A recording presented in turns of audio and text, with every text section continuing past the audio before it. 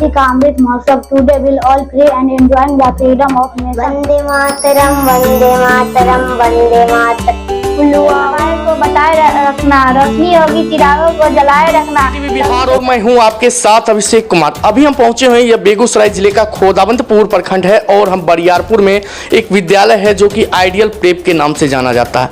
और बता दें कि यहाँ के हमारे साथ डायरेक्टर कहिए, प्रधानाध्यापक कहिए, वो हमारे साथ मौजूद हैं। और चलिए हम यह जानकारी लेंगे कि जैसा कि अभी आप लोगों के ने भी जाना होगा कि सुदूर देहात क्षेत्र में विद्यालय चलाना बहुत कठिन हो जाता है, लेकिन यहाँ पर इस परिवेश में इन्होंने सीबीएसई के तहत जो विद्यालय खोला है और सीबीएसई के माध्यम से जो पठन पाठन की व्यवस्था की है, इसमें इन्हें क्या सामना करना पड़ा?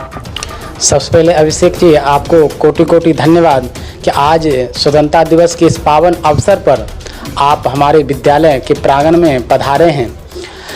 सर, हम लोग का मूल लक्ष्य यही था कि सुदूर ग्रामीण क्षेत्र में जहां अभी भी 80% पेरेंट्स अनएजुकेटेड आप कहें, उनके पेरेंट्स शिक्षा से दूर दूर तक कोई वास्ता नहीं है, लेकिन ऐसे घर के बच्चों को हम लोग को तराशने में थोड़ा मेहनत ज़रूर लग रही है, लेकिन जो 2-4 साल में जो हम लोग का रिजल्ट आया है वो काफ़ी प्रशंसनीय है। बच्चे में जो ग्रोथ हुई है वो वाकई काबिल तारीफ है और हम लोग इससे काफ़ी प्रशंसनीय हैं।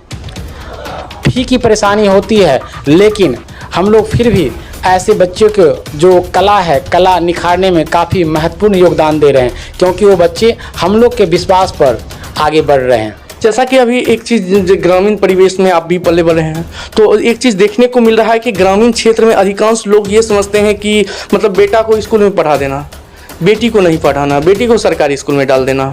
क्या लग रहा है कि ये जो कर रहे हैं ये सही है? सर, ऐसा तो सही नहीं है और इसकी शिकायत हम लोग को काफ़ी मिलती है। एक घर से 2 बच्चे, 2 बॉय जाते हैं और गर्ल्स नहीं आते हैं। जब उनके घर पे जाते हैं तो ये पता चलता है कि उनकी बच्ची सरकारी स्कूल जा रहे हैं और अपने बच्चियों को मेरे यहाँ भेज रहे हैं। तो मैं ऐसे पेरेंट को सबसे पहले यही कहते हैं कि आपका चारों बच्चे बराबर है, दोनों बच्चे बराबर हैं, गर्ल्स और बॉय दोनों अच्छे हैं। आप गर्ल्स की अभी रिजल्ट रेशियो बॉय से अधिक आपको है। जैसा कि अभी तो देखा जा रहा है कि लगातार वायुसेना या जहां भी हो महिलाएं ही अधिक जा रही है, तो फिर भी ऐसा क्यों ग्रामीण परिवेश में देखा जा रहा है कि लोग जो हैं लड़की को पढ़ाना नहीं चाह रहे हैं? गांव में जो पेरेंट्स अभी भी अनएजुकेटेड हैं, जिनको ये लगता है कि लड़कियां दूर नहीं जा पाएगी, दूर जाकर के माहौल सही नहीं होगा, ऐसे पेरेंट्स की संख्या अब नगन होता जा रहा। अब आपका नहीं, शुरुआती दौर में हम लोग को काफ़ी परेशानी झेलना पड़ा था। पूरे विद्यालय में गर्ल्स की संख्या नगन हुआ करते थे, लेकिन धीरे धीरे हम लोग इस पर काफ़ी मेहनत किए हैं, प्रोग्राम के माध्यम से, नुक्कड़ नाटक के माध्यम से और अनेक प्रकार के जो आयोजन है, इस प्रकार से हम लोग का पूरा प्रयास रहा, जिसकी बदौलत आज हमारे विद्यालय में लगभग 40-60 का रेशियो रह गई है, यानी आपका 40-60 का रेशियो रह गया। और ऐसा अथक प्रयास है कि आने वाले 1 से 2 साल में इसकी संख्या हम लोग 50-50 कर लेंगे, गर्ल्स और बॉय की संख्या। जैसा कि एक आखिरी सवाल आपसे रहेगा कि आपके मन में ये क्यों हुआ कि हम अपने गांव में ही, इतने अंदर में ही स्कूल खोलें? हो सकता था आप एसएच के बगल में बड़ा बिल्डिंग जिस तरह से आप काम देख रहे हैं, तो आप इस यदि मेन बाजार में खोलते तो यहाँ से ज़्यादा आपको बेनिफिट होता, तो लेकिन आपको देहात क्षेत्र में खोलने की क्या जरूरत? इसका उद्देश्य सर एक ही था कि मैं सुदूर ग्रामीण क्षेत्र में और बहुत ही पुअर फैमिली से बिलोंग करते थे।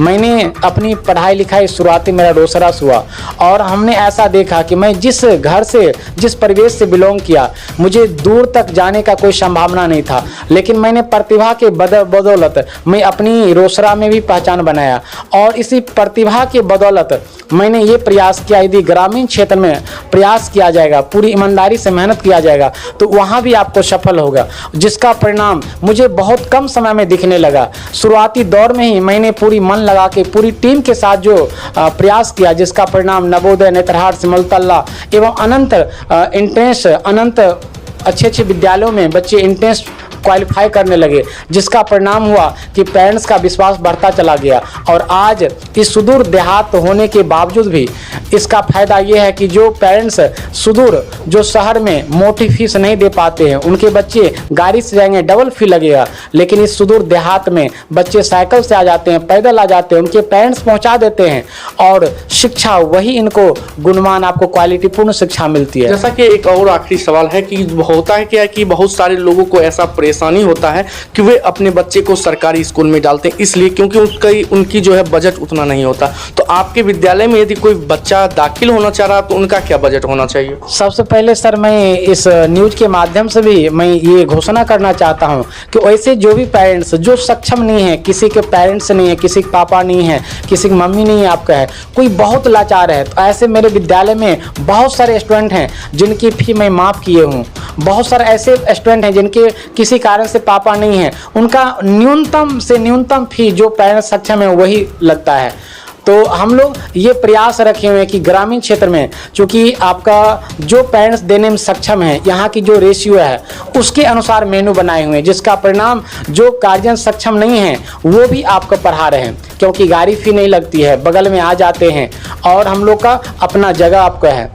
इस वजह से न्यूनतम फी रखने में सक्षम है और पेरेंट्स आके खुशी से अपने बच्चों को दाखिला करवा रहे हैं। आपका परिचय? मैं Rajaram Mahato, ideal prep public school, Bariyarpur पूर्वी।